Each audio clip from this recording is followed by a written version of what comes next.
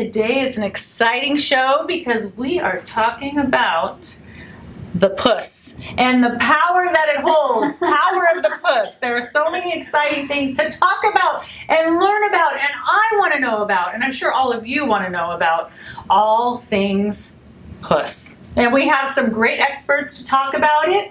We have Dr. Kristina Collins here. She is also medical advisor to Lavinia, and we have CEO and founder of Lavinia, Miss Katie Enright. Hello, hello. And we have my bestie, Miss Mary Scott of Mary Scott Skincare, and we are going to talk about how it works. I want to ask you first, Doctor.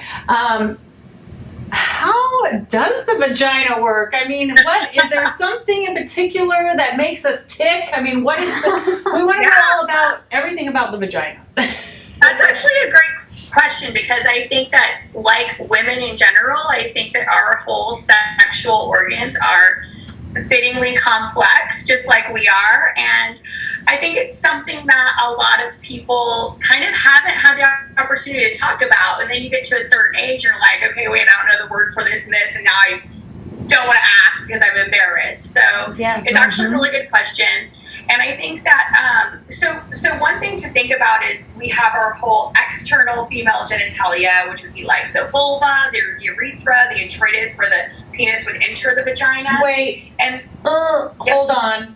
Which part is the vulva and which is the what?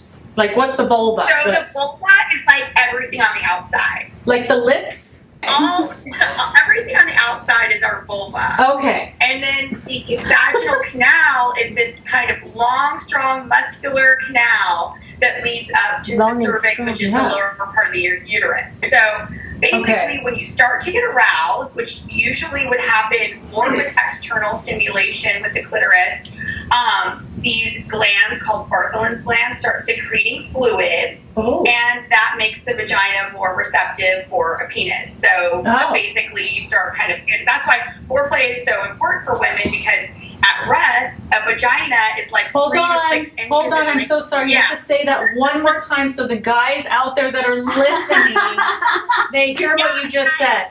Say it one more time. One more time for the guys in the back. Foreplay is important. Thank you. Thank you. Thank you. It is everything. Okay, sorry. Go ahead. Yeah, you don't even need to go to medical school to know that part, I think. Like, that's... Well, no, guys need to know that. They need to go to vagina school. Yes. Puss school. Yes. Yes. And this is puss school for you men. So there you go. Thank you, Dr. Kristina. Yes. So as the lubrication starts happening and you start getting aroused, the vagina actually lengthens, and that's part of what makes it more receptive for a penis too. So the vagina lengthens like 3 inches, then it stretches, which is pretty cool, right? Oh, like a slinky. I have a new name. Slinky, my little Slinky. Oh my God. The orgasm, there's muscular contractions in the vagina, which biologically those are meant to help with reproduction. So those contractions in the vagina would actually help sperm as they move through the cervix and, onward to fertilize an egg. So that's kind of the biological reason for those contractions. So if you don't want to get pregnant, don't have an orgasm. Because those contractions are pushing the sperm to your uterus. It's easier to get pregnant if you have an orgasm. Wow. So it's actually really important. Why didn't anyone say that? It took me 4 years and I had to go through in vitro and the whole thing. Like, all I had to do was have a freaking orgasm? Are you kidding me? Well, it doesn't guarantee.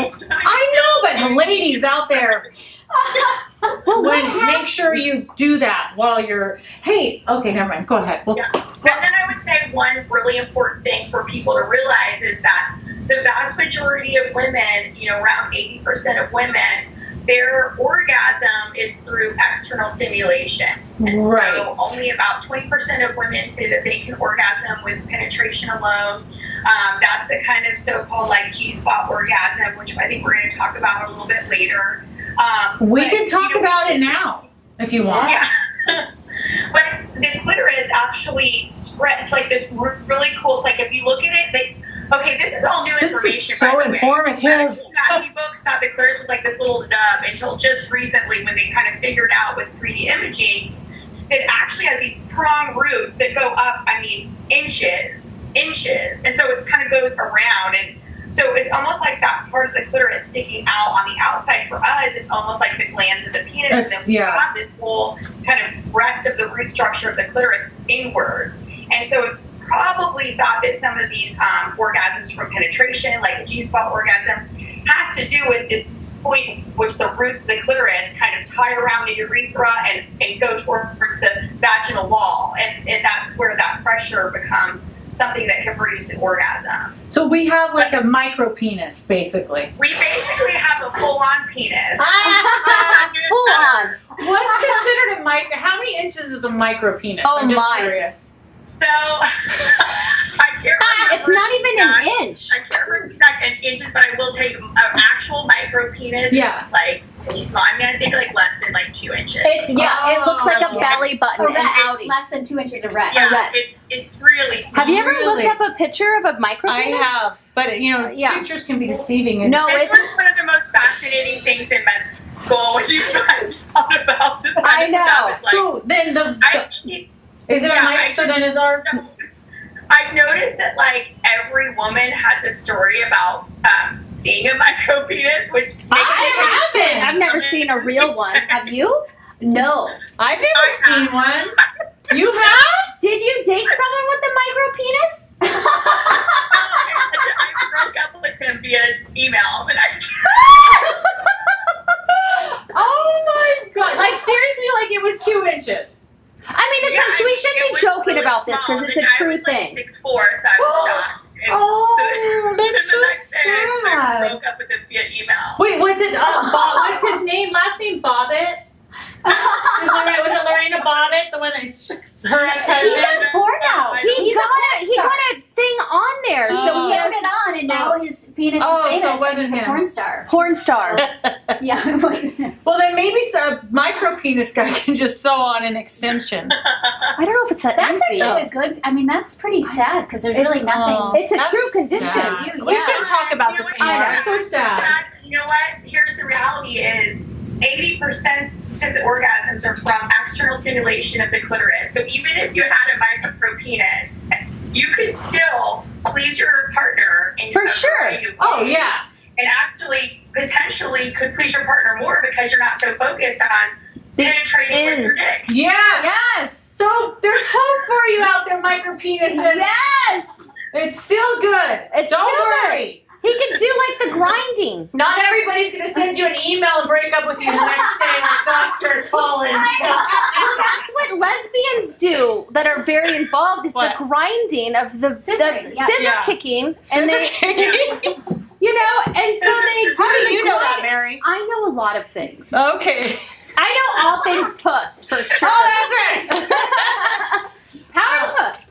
Speaking of, well, since you know all things puss, I thought, Try. I mean, yes, well, Well. one thing I was shocked that I was surprised that we were talking about the pimples in the puss that people have ingrown come to you, hairs, all kinds of like things. how to keep that. Like I'm just, I never heard that someone would talk about that. And I call it kind of an intimate, personal facial. I can help women, and that's why I wanted to talk about this, is because there's a lot of women get embarrassed. yeah, I would have And totally they're been like- embarrassed to talk about that. In fact, They'll I walk need to have a in drink. and say, I have to talk to you about something, but you might get really uncomfortable about this. And I'm like, what? Tell me. And they're like, I got something going on down there. And Yeah. I'm like, well, let me see. Pull down your pants. Yeah. Because Well, they're probably thinking, do I have herpes or is it a pimple? or an We'll be cutting that out. or an ingrown hair, or there, and that's something I want to talk to you about, Dr. Kristina, is dryness. A lot of women, I'm 40, almost 48 years old. Not that I hope I don't experience this. I probably will, but menopause and dryness of the vagina and all of these things that we experience, but we don't talk about. Is that it. causing the pimples, or what's causing the pimples? Pimples? Oh gosh, it could be tight jeans. Certain, you Ingrown shave hairs. ingrown hairs, you shave, you get ingrown hairs. Sex could cause pimples. Friction, like juicy friction. Juicy friction, yes. And that can actually cause rashes. Okay. The juicy. All right. And then what do you do though? Do you pop the pimples down there? I can, yes, I can. You take your little needle that you always torture people with. And take your little needle I know. and pop it, and then do you get your tissues and do the whole thing? Well, she's like the pimple popper. Like she loves popping pimples. I love popping. Anyway, you do that? Is that how it would work? It really depends, and it also depends on the comfort level of the person. Yeah. And I do a lot of home care. You would tell them how to do it. How to take care of it. A warm rag. Certain, not really warm, like certain exfoliations. You don't want to rub too hard, right? Yeah. But you do want to. You could do external. Certain types of very low percentage acids to help exfoliate, like different washes, not internally, but out on the outside, right, Dr. Kristina? Yeah, so there's so many interesting things that you guys just said. It's like it's like gold mine of information. So yeah, for one, you mentioned the herpes and the pimple confusion. That's huge. So I get a lot of people in the office who think that they have a pimple on their vagina who have herpes, or on their butt that have herpes. So it is important, if you do have a recurrent pimple in the same area, for example, you might want to get that checked out, because it actually could be, herpes. But then a lot of people get pimples, and folliculitis is kind of inflammation around the hair follicles. They can happen with some bacterial overgrowth, with irritation, with shaving, like you guys were saying. And then there's actually cysts that can happen. Those Bartholing glands that I was mentioning that create vaginal lubrication can also form cysts. Well, and those can be surgically removed. One of my clients recently had that, and she said it was the most painful thing ever. The thing, tell people so they know, like, what does a pimple look like? What does a cyst look like? What does a herpes look like? Herpes. So, pimples and herpes can look very, very similar. They can both have kind of like a white head on them. And sometimes they get irritated. They could both look like a little bit of an erosion. So if you get a pimple in the same spot, like every couple of months, or you notice that it recurs again, that could be a sign. Or if the pimple is really painful, or was preceded by some symptoms like itching or tingling, then those could be signs it's more of a herpes than a pimple. But pimples often happen like all over the place. They're kind of scattered in location. What is cyst? What'd you say? And the Bartholin cysts happen like right by the labia, and they can be kind of like hugging the labia there. So they can get pretty darn big. People can also get regular cysts like people get on their scalp. They can get those surrounding hair follicles on the vulva. So those can require surgical removal, for example. This is getting very detailed, but is a cyst like a pink bump? Is it a white head? Is it a hard, clear bump? What is it? It could be either. It could be either. And that's very confusing. Have a variety of different appearances. Well, I've helped people out, and I've noticed sometimes, because I usually do a consultation and look and talk about home care before I do the treatment. So I can, if it is a herpes, so I don't want to be exposed, but it usually looks like a watery blister, doesn't it? More so, but it can have a white. That's a great topic. That's a great topic too, right? Oh my God! Child. No, when you flash, when you streets. Oh my God, that's so funny. That is so cute. That is adorable. Oh my God. I was going to tell you guys back to what you were saying before about the lack of lubrication and the changes as you get older. Yeah. It's so amazing how complex the vulvar vaginal environment is. There's this interplay of hormone levels and microorganisms that change throughout the course of our lives. So as we get older, we have less estrogen in the skin. That affects the amount of glucose, and glycogen that are there, and then the lactobacillus, which are like the good bacteria, don't necessarily have as much food, and they can go down, and we can get more yeast infections. We can be drier. and have a lot of changes as we get older. And then, you know, on the flip side, if there's too much of the bacteria, then we could have bacterial vaginosis. So there's this like balance all the time.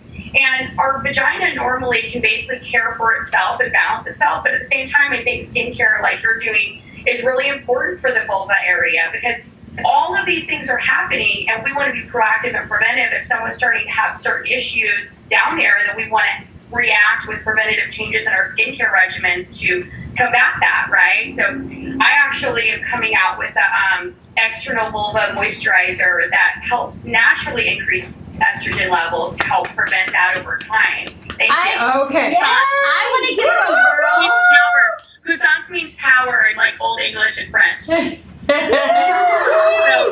Okay, so but I love what you're doing, Mary, with your skincare for women, because I think you're serving such an important role to just get it on the table and get people talking about it and say, you know what, you don't have to just take what biology is giving you. We can work to create a really healthy vulva environment for you. And I love that. For sure. And just talking about it. And like, Katie, you have this amazing lubricant line, Yes. which I'm so excited to try, and I want to try your moisturizing line. Yeah.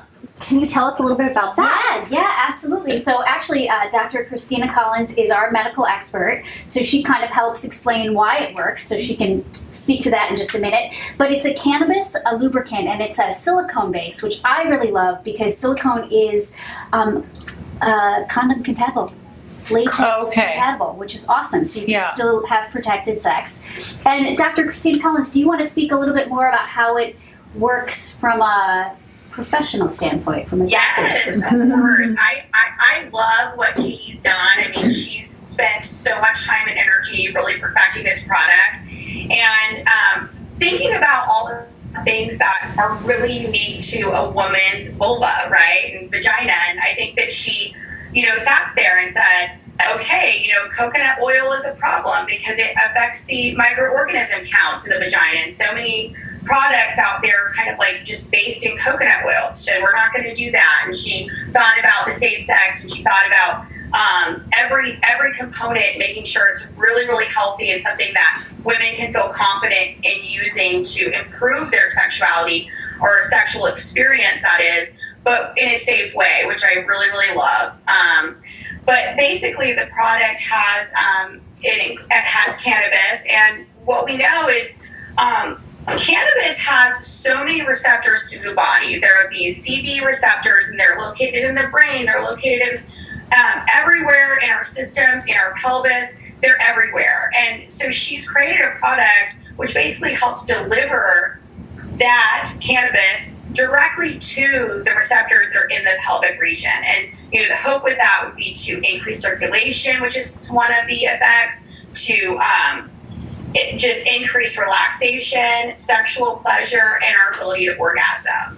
And there's been a bunch of studies that have shown that, you know, that cannabis in general can be very, very helpful for female sexual experience in terms of ability to achieve orgasm and reported sexual pleasure during sexual experiences. So okay. So what you're saying is all vaginas just need to get high. Basically, that's perfect. And for me personally, it's helped with multiple orgasms as well. So my sixth orgasm is just as intense as my first. Whoa. Back up. Sixth orgasm, like in a row? Sometimes 10. Wait, what?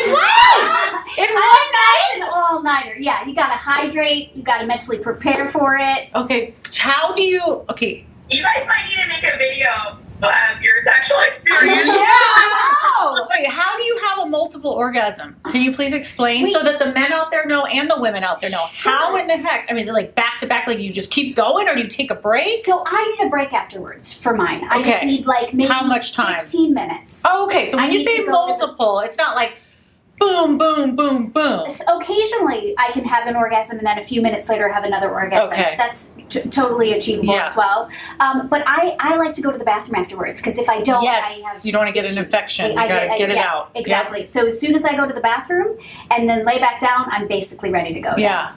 And you don't get tired? Like lay back down? Like, no. Lay back down. I'm ready. 10 I can't even imagine. That's an all-nighter then, That's right? an all-nighter. But you must be single. I'm not actually. Oh, I was like, wow, then kudos to your man. Holy Toledo, you're a stud. What's his name? Dan. Dan. Whoa, you're a stud, Dan. Can you call, I'm not going to go there, but can you call Daryl and Robert? No, Daryl's good. Taylor Mary, Not come on. Tara, Give me but a I'm break. a one and done girl. I'm like, stick it in and let's go. Yeah. I don't need the foreplay and all that Oh stuff. my God, I need all. I need You are. You Whatever. need I foreplay. Me, need I'm it. like one. I'm I like, think it stick it in. I think Wow. it depends too on how quickly your guy works. I'm ready though. Right? I am ready. But Yes. if it takes him a minute to climax, you're fine. with- Right. Right, but if he's Foreplay. quick, then But you if better he's get a- foreplay. If he's a 3-4 minute kind of guy, Yeah. foreplay is really Yeah. necessary. No, he's Yeah. not a 3 minute, 4 Yeah. minute. He's not like a one pump chump. You know. Just say that one. Oh, Vibrator. oh. I did want to know one thing because, us ladies like vibrators. Yeah. But then somebody said that you could get desensitized. Is that a thing? Yeah. Like you could really get desensitized? Yeah, there's not a ton of good research on this, but I will say that, vibration in general, if you're exposed repeatedly for any area, you could become so-called desensitized, but it's not irreversible. I was gonna say you can get it So, back. Like you wait like a yeah. week, then you get. Yeah, How you're long will not it gonna, take? desensitize yourself permanently by any stretch, but you may need to take breaks in order to just experience a sensation a different way, because vibration goes up a different pathway in our spines than fine touch does. So, So how if long? you're constantly using vibration to orgasm, then you're really not used to that feedback in your body from up your spinal cord to your brain in terms of touch in a different way to create orgasm. Okay, so Mary I really think wants more to so know. than desensitizing, I think really train yourself to You mean expect Brande that really wants to sensation know? for orgasm. Okay, how long between vibrator sessions? We need to know exactly how many days we have to wait. You know what? There is absolutely no data on Come that. on, can you give us an idea? Is it a week? Is it a year? Is it a month? There's got to be a guesstimate. I don't think you have to necessarily take a certain amount of break in between, but I think that you have to sometimes use a different way. So Yeah, if you like a always mouth or. using it, Or Brandy, you don't using always that have to one keep it on way. high, basically. That's what she's saying. Right, So doctor? Brandy doesn't always have to keep it on high. Lower it down a little bit. Oh, well. But I think if you don't have problems orgasming, then there's no desensitizing that's happening, right? It's only Right. if somebody's having an issue. Yeah. That's when you need to back off of it. So you can like, keep your high if you're single. volume situation. Right. Okay, I have another really important question. I think a lot of people want to know, women and men included, is there a G-spot? And how does the man find it? So actually, it's funny because that's a surprisingly controversial question. Yes. There are medical researchers that think there is a G-spot, and there's others that think there's not. Really? There was one study in 2017 that came out and kind of said there's not. But I would say that the majority of studies suggest that there is. And there is an area that is about 5 centimeters interior into the vagina, the anterior component. Wait, how many inches is that? How many inches is 5 centimeters? Like 2.5. I guess maybe like Oh, yeah. 2.5 inches or something. So that's where a micro penis comes in I handy. think a micropenis is below that. That's where it comes in. Why are we knocking micro penises? Come when on, they're come a on. G-spot every time. Okay. Oh my god, you're so right. And there's this like spongy area that you Okay. can actually perceive with your fingers a difference in texture. Okay. It's this spongy area that probably has a connection You kind know of the backwards spongy. where the urethra is back there. And then the clitoris roots probably reach around. And that's most likely what's causing that Oh. And they have had studies where they've shown that, the pressure on this area can lead to an ejaculation of sorts of certain type of fluid. And it's really unclear squirting. what kind of fluid that is for everybody, but they've detected different types, from urine to very dilute urine to even maybe like a female ejaculate. So It's there. I think the easiest way to find it is if you have a partner or yourself, but the hand is like palm up, turn towards yourself. Okay. Yeah. Mm-hmm. I can't fit a palm in there. No, a Get finger. excited. Oh, she said palm. She meant Two fingers, palm get up. excited. All right.